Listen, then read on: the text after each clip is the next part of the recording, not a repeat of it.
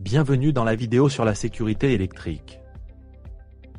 Cette vidéo se concentre sur les mesures de protection de base pour garantir la sécurité des installations électriques. Partie 1, le contrôle de sécurité.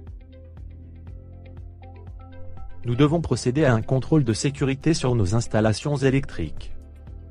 En quoi consiste le contrôle de sécurité des installations électriques? Il y a 3 choses à vérifier. 1. Les éléments d'installation tels que les prises, les interrupteurs et les câbles électriques doivent être solidement fixés au mur. 2. Les câbles électriques doivent être recouverts. 3. Les connexions des câbles électriques doivent se retrouver à l'intérieur d'une boîte de dérivation. Faisons un contrôle de sécurité sur certaines installations électriques. Vérifiez qu'ils soient solidement fixés au mur. Les câbles électriques sont-ils recouverts et leurs connexions à l'intérieur d'une boîte de dérivation? Contrôle de sécurité non passé. Il n'est pas bien fixé au mur. Cela représente un risque d'accident physique pour le personnel et les patients.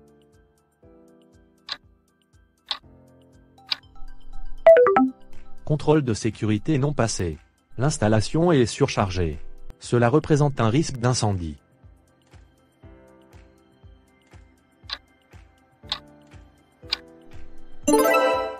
Contrôle de sécurité réussi.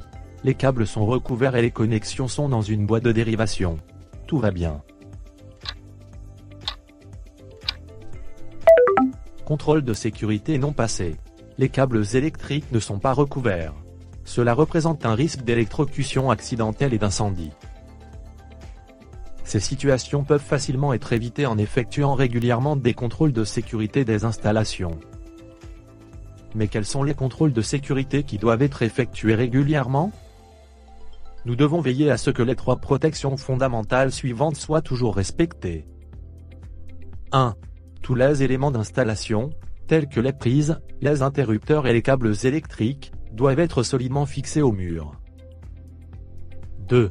Tous les câbles électriques doivent être recouverts. 3. Toutes les connexions des câbles électriques doivent se retrouver à l'intérieur d'une boîte de dérivation. Que devons-nous faire si nous détectons l'un de ces problèmes? Nous devons enregistrer toute erreur ou problème dans notre rapport de sécurité et les partager avec notre superviseur logistique. Partie 2, les structures du panneau électrique. Supposons que notre installation électrique ait passé le contrôle de sécurité. Ensuite, voyons comment nous devrions protéger les installations électriques. Mais attendez, qu'est-ce exactement une installation électrique? Une installation électrique se compose d'un circuit principal et de plusieurs circuits secondaires. Un circuit monophasé est constitué de 2 câbles, phase plus neutre, qui alimentent en électricité un groupe de prises, des lumières ou un appareil électrique uniquement, tel qu'un climatiseur ou un chauffe-eau.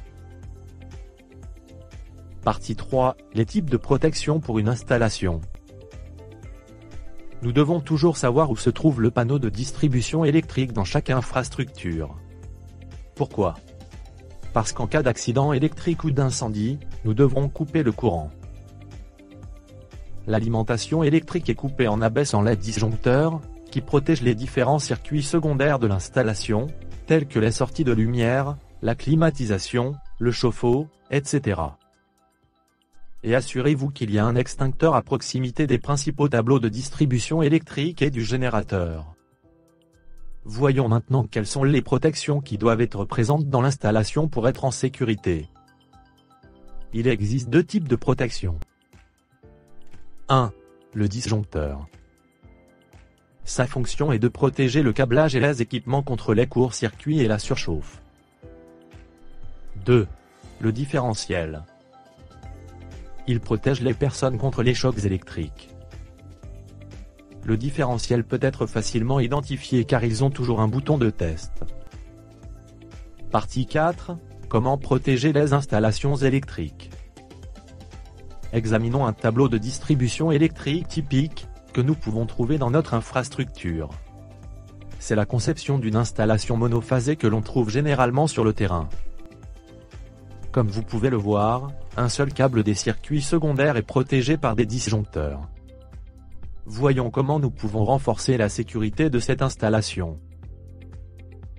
Remarque importante, ces actions doivent toujours être effectuées par un électricien. Quelles mesures un électricien doit-il prendre pour améliorer un circuit? Tout d'abord, vous devez installer un disjoncteur général sur le circuit principal. Le circuit sera ainsi protégé contre les risques éventuels de surchauffer d'incendie.